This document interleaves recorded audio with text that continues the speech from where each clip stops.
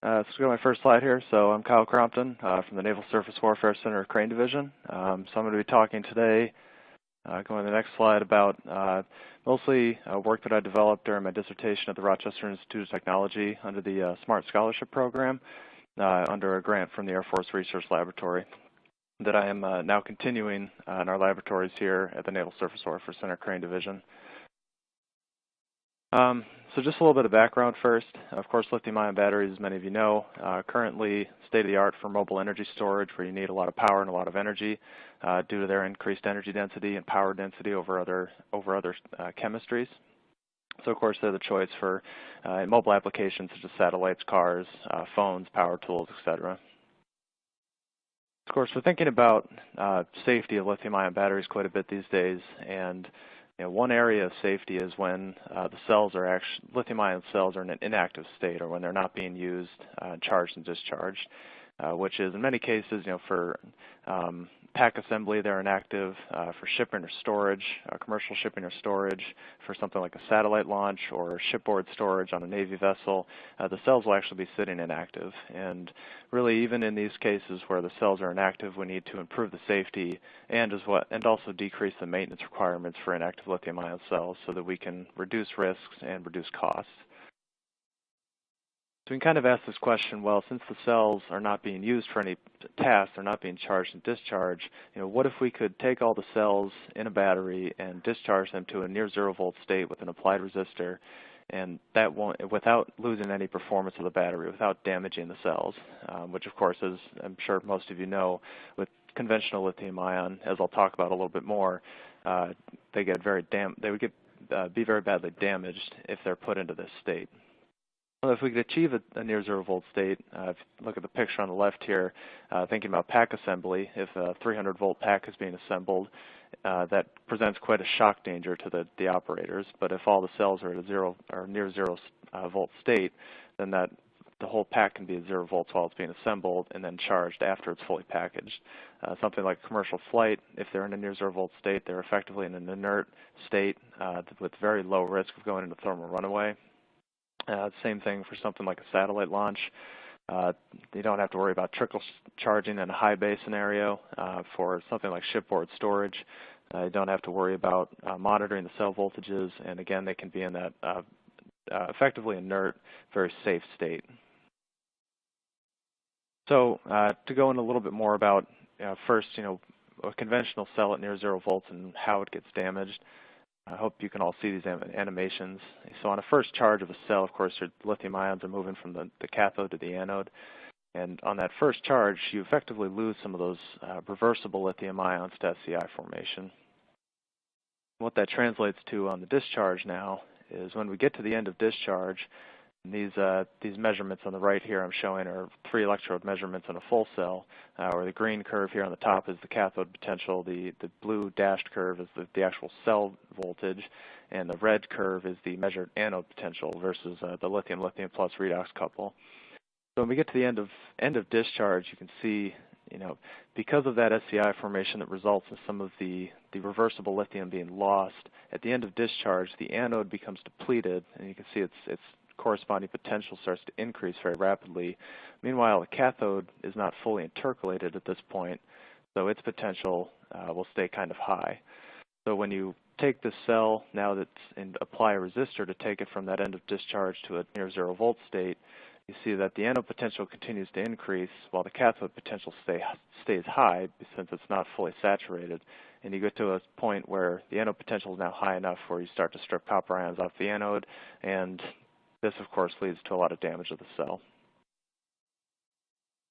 So we can see with this cycling schedule across the top here, we took this particular cell, the same from the previous charts, and it was conditioned, and then it was stored under fixed load at near 0 volts for 3 days. And then the blue curve is the dotted curve on the plot is that first cycle after a storage period, where you can see compared to the conditioning cycles, you're down to about 75% capacity.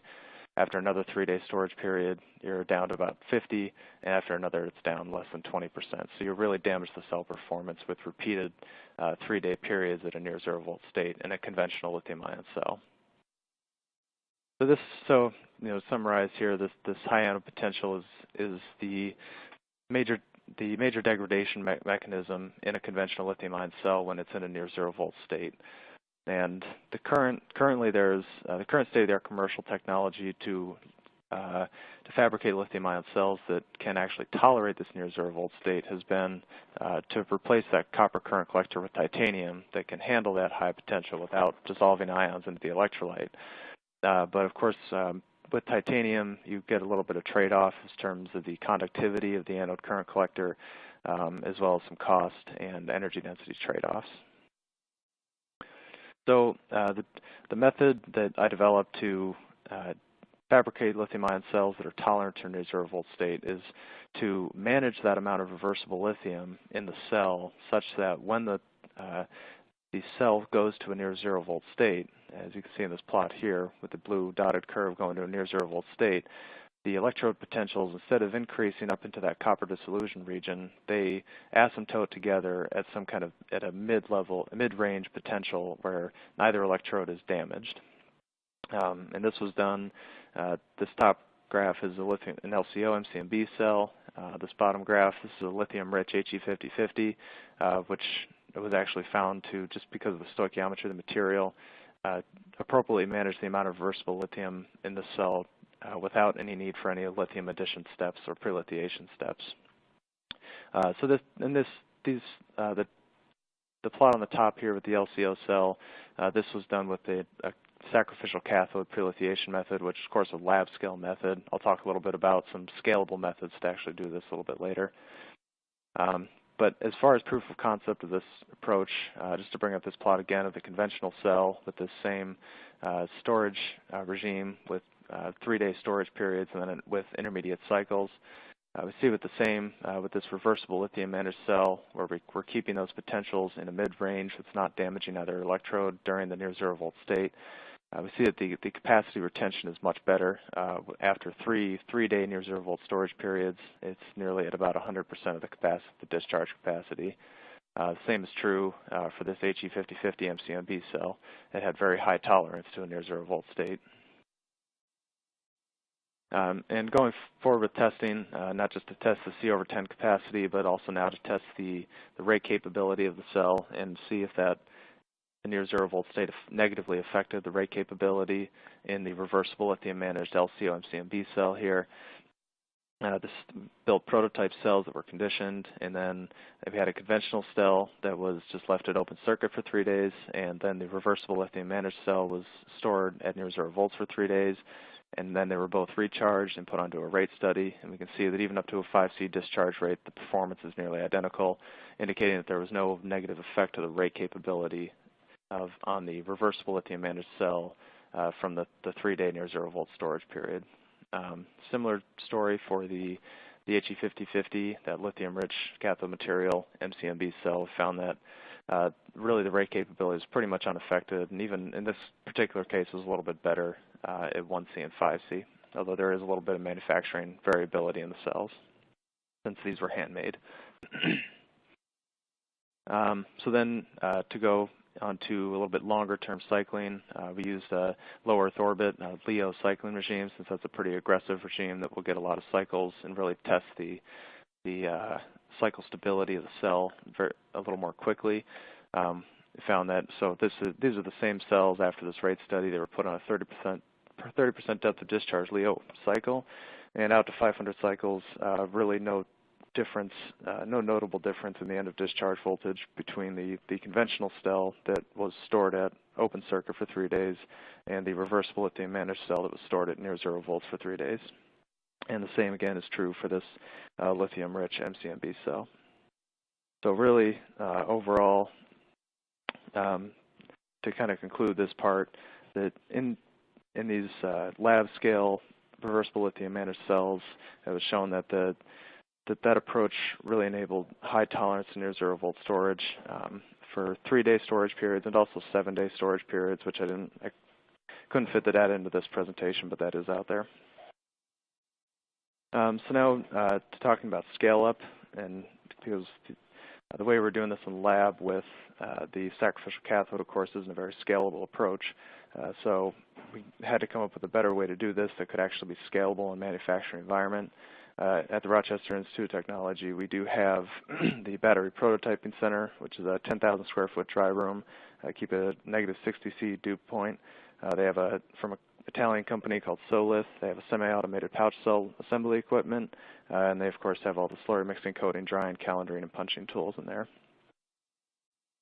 So essentially, we came up with a bath lithium addition step that I don't have time to go into too much detail on here, but this is a step that can actually be integrated into their semi-automated pouch cell line. So after the electrodes are punched and stacked and wrapped in separator, we take them out of and the tabs are welded, we take them out of that pouch cell process. They are dipped into a electrolyte bath that has lithium metal source electrodes as well as a lithium metal reference electrode. And essentially the cell stack is charged and discharged to condition it. Then it is charged so that the cathode is depleted and the anode is intercalated. And then lithium is added from the lithium metal source electrodes to the depleted cathode. And the reason we add it to the cathode, of course, is because the higher potential of the cathode decreases the risk of plating lithium metal onto the cathode as we add it from these lithium source electrodes that are, maybe a centimeter or two away from the electrode stack.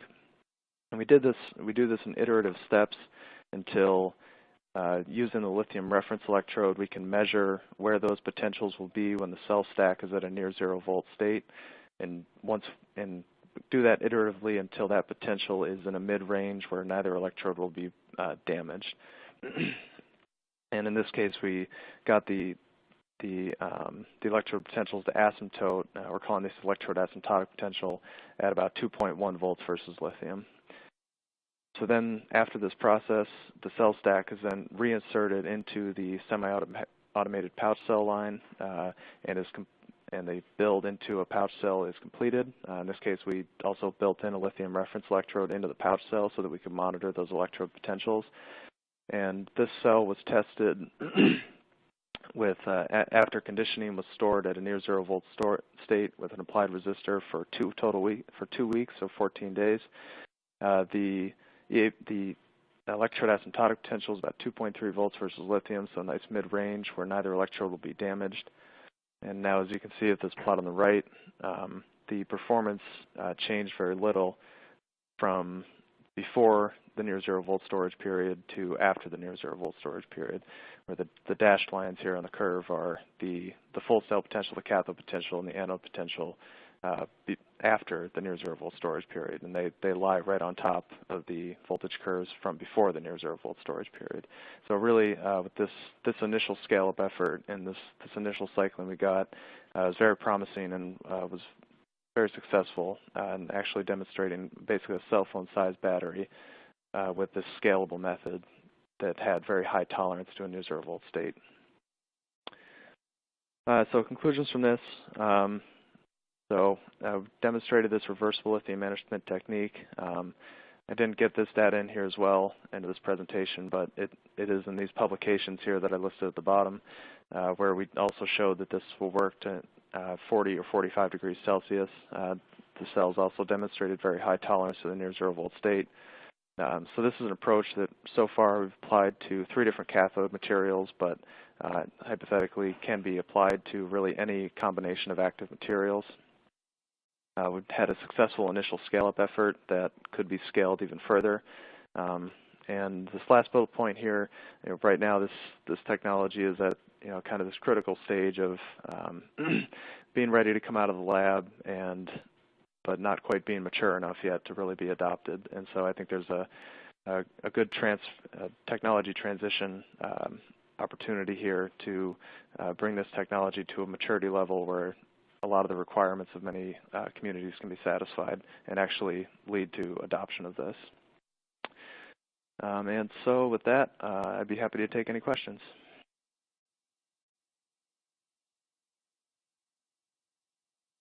Kyle, this is Ben Reitzman at the Battery Innovation Center. Did have 2 questions. Wanted to find out, confirming that you had mentioned, were in those test cells, did you use titanium current collectors in those cells that were cycled? No, those were copper current collectors. Okay, thank you. The second question was that I saw that the depth of discharge, you did a 30% depth of discharge. and it looks like obviously you've done a lithiation step there. Have you looked at any deeper cycling? Typically with that low of a depth of discharge, you may or may not see some other effects going on, especially in testing out the near zero volt. Have you cycled lower than that at this point? As far as long-term cycling, no. Some of the conditioning cycles and some of for a couple of cycles after the near zero volt step, those are C over 10, 100% depth of discharge cycles. But as far as looking at longer-term cycling, the only regime we've gone with is the low Earth orbit cycling. Great, thank you. Yep. Kyle, sorry, one other question, Kyle. Can you quantify how much lithium you're pre-lithiating? So in this case, it was roughly 10% of the cathode capacity of the cell. But it may be different depending on, some anode materials, like a high power material, will have more SEI formation, so you may have to add more. Other, lower power, high energy materials that have maybe like a larger powder size or larger grain size will have less SEI formation, so you may have to add less. But that's something that with kind of the iterative lithium addition and the bath lithiation step can be addressed experimentally. So. Great, thank you. Appreciate that. That was all.